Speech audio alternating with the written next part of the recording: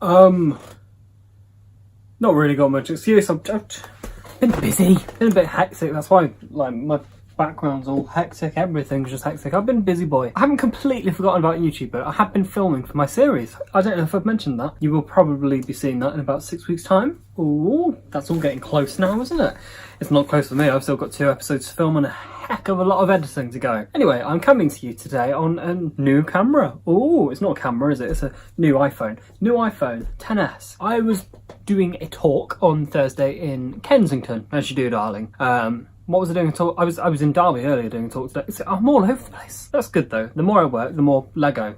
Anyway, I was doing a talk on online safety and how to keep yourself safe online. Now, one of the bits that I unfortunately didn't get enough chance to go into during the actual talk, it was about being obsessed with social media, being addicted to social media potentially. And I want to talk about this for a multitude of reasons. See, I've come back with big words like multitude. Don't even know if I was using it right, but let's go with it. We are all people of the internet. We all use the internet. If you're watching this, you're watching it on the internet. Well done. And a lot of us use other social media sites as well, like Twitter, Instagram, Facebook, things. What other things? The kids still use Snapchat, don't they? And I had a bit of a, how do we say, bit of an issue with social media the other month. I'd spent my weekend at Summer in the City. I've been prancing around in magical YouTube land, you know, filming stuff, like feeling actually socially accepted for once. That's a different story. But I'd made all these really cool new contacts, and then the next day I go on my Twitter, locked. I was unable to get into my Twitter account. I'd made all these new contacts and like we followed each other on Twitter and stuff, and that was my only way of contacting them. A lot of people from before, kind of from the YouTube side of things. Most people I have on Twitter that I talk to on Twitter are like YouTubey people or businessy people, and it had all gone, just like that. My initial reaction, bear in mind I was in London, freaked out completely. Quite a few people I know got very interesting phone calls, and we were trying to find out what the issue was. The issue was I'd changed my birthday so it was correct, and it turns out that my account was created when I was 12 years old and 11 months. You have to be 13 to use Twitter. It wasn't actually set up by me, it was set up by someone over the age of 13, but because it existed for that month and there was one tweet on there, my account was locked. And for 2 whole days, I didn't have Twitter.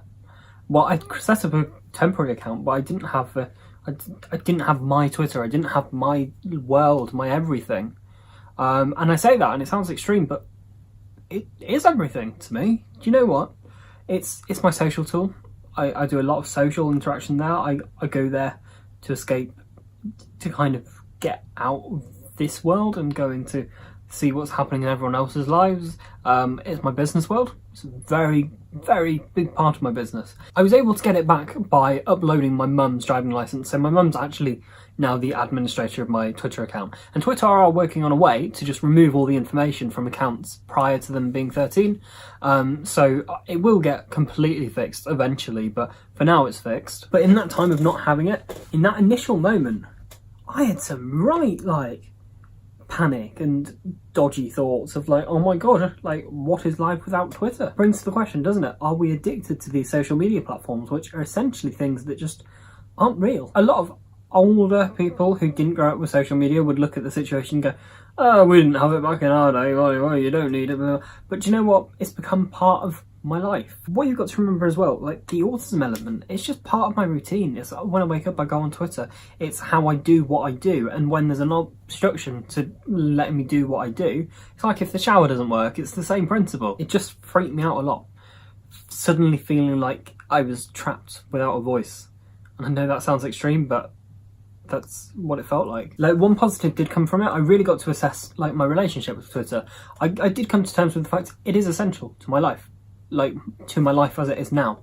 Obviously there would be alternative ways to build it up over time, but for now that's how my life works, with Twitter being in that picture. But socially, it gave me a chance to look at how I socially interact with people.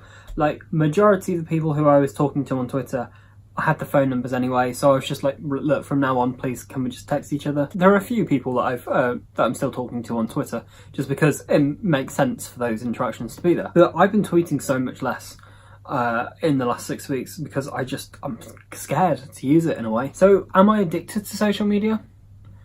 No, I'm not addicted to it. Am I obsessed with it? You could argue that, but is that just because it's part of my life? Yeah, It's just part of my life. It's part of how my day goes. And having something like that disturb me can properly disturb me. There are people who spend so much more time on Twitter than I do. A lot of the time I'm kind of just like a hovering ghost, just having a look at what's going on. But you see people who are tweeting constantly and stuff, and you can tell that how much of their life is going into Twitter. And I think we all need to really just have a bit of perspective and think, how much of our lives are we actually spending online? And I know I like the online world, obviously. I do YouTube and other social media stuff. I like to encourage people to be online. So do take a moment, just now, just pause everything. I'm not very good at standing still, am I? And just evaluate how you use your social media, and if it's something that you could change. As part of this, are we spending too much time online?